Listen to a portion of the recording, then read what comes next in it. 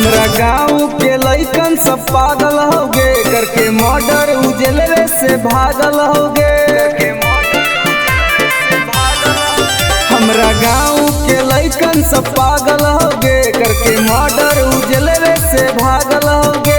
नालंदा जिला में धाई धाई गोली प्रशासन पर चलल हो। नवादा जिला में धाई धाई गोली प्रशासन पर चलल हो। तो हमर पटना वाला नममा तो रंगदरिये से खिलल हो। तब बेटा हमर गया वाला नममा तो रंगदरिये से खिलल हो।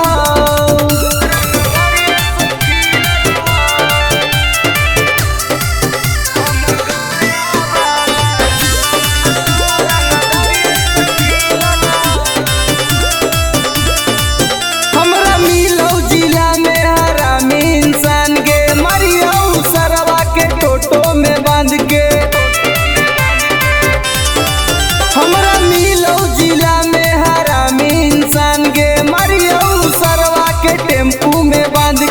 कितना माफिया के गोली हमारा राइफल से दागल हो। अभी कितना माफिया के भेजा में गोली हमरा राइफल से दागल हो।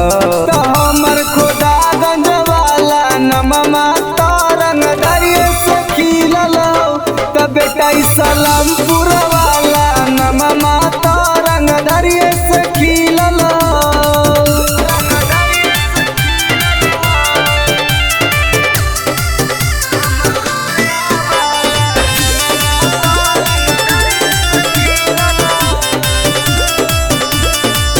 कितना मर्डर अमितवा कैले होगे, बथानी थाना में घुस खिलैले होगे। कितना मर्डर सागर बाबा कैले होगे, घोसी थाना में घुस खिलैले होगे। गोली चलावेला शूटर सब नंदन में से सीखल हो। आगे गोली चलावेला शूटर रवि टाइगर से सीखल हो। तो हमर राजगीर वाला नममा तो रंगदरिये से खिलल हो। तो बेटा सरवादा वाला नममा तो रंगदरिये से खिलल हो। पंगा मत लिए बेटा।